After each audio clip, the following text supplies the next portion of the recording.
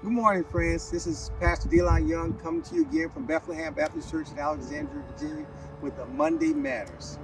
You know, I was watching on the Weather Channel and the weather reports over this past week. In some of our Midwestern states, they got the snow, and they equate it to the lake effect. You probably heard that term. What the lake effect is essentially is all that cold air that comes in from the north. It comes across our lakes and picks up that warm water. You know, Lake Michigan, Lake Erie, Lake Ontario. That cold air comes from the north, goes across that warm water in our lakes. It picks up that water, and then it comes to the cities and turns into snow. And essentially what's happening is that water is changing the air. All that warm water is changing the cold air. And I thought about us as Christians. Are we having that lake effect on people we come in contact with? Are we being able to change individuals, have a positive life or impact on their life, give them some positive words of encouragement? Are we having that Christian lake effect?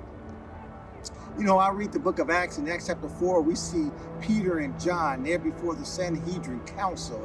And we know what happened in Acts chapter 4. In Acts chapter 3, they had just healed the lame man who was outside the temple begging and so forth. In the name of Jesus, Peter talked to him and said, I ain't got silver and gold, but in the name of Jesus, rise up and walk. And that created a big stir because they healed in the name of Jesus. And so now in Acts chapter 4, Peter and John, they're standing before that Sanhedrin Council, and they're listening to Peter and John with such boldness and confidence, and they're amazed. These guys, they haven't been to seminary, they have no formal education, but they were amazed at their boldness, and then encouraged that Sanhedrin Council. These guys have been in contact with Jesus. That's what the key was.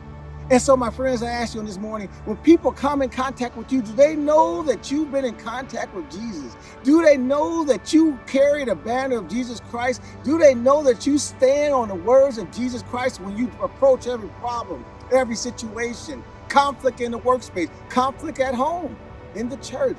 Do people know that you have been in contact with Jesus?